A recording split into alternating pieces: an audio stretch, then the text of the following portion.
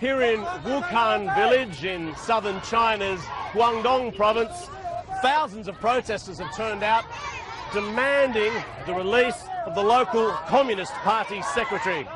He's being held on corruption charges, but these protesters don't believe that the allegations are true.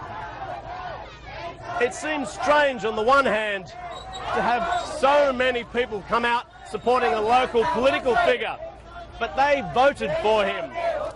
It was part of a deal nearly 5 years ago that brought to an end a major clash in this village, and still the same issues that brought those people onto the streets then have brought them out today. They claim that the previous government here sold their land to developers.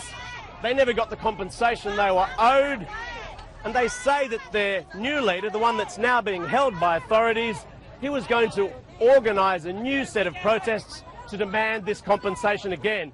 They claim that's why he's been taken away, that it has nothing to do with corruption. The difficulty for senior Communist Party figures in this province, though, is that the people of Wukhan really do know how to dig in for a fight. And as you can see, it looks like that's what they're preparing to do again in order to get a result that they claim is just.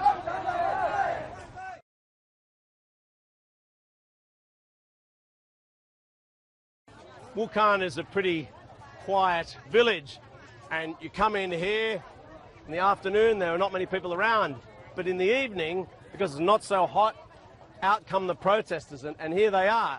We were here just a few hours ago and there was nobody. Now look at them all.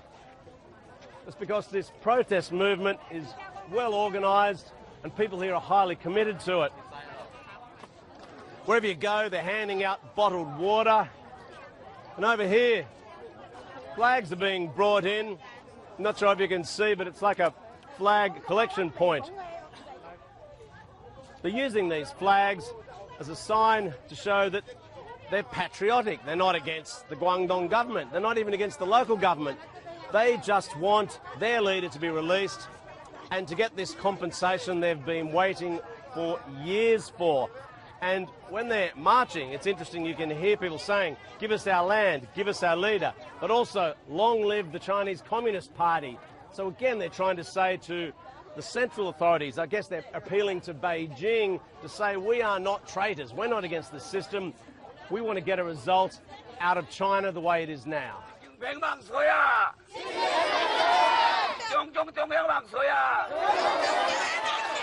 the people here, they're not like a rabble, they're not calling for the overthrow of the government or anything like that.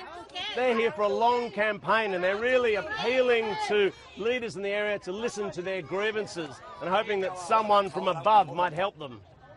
At the moment, it's pretty calm in the village. The authorities here are tolerating this protest movement. There's a police station just up the road. They're not coming out to break up the protest. However, when you're coming into Wukhan, there are more roadblocks, checking who's coming in and out.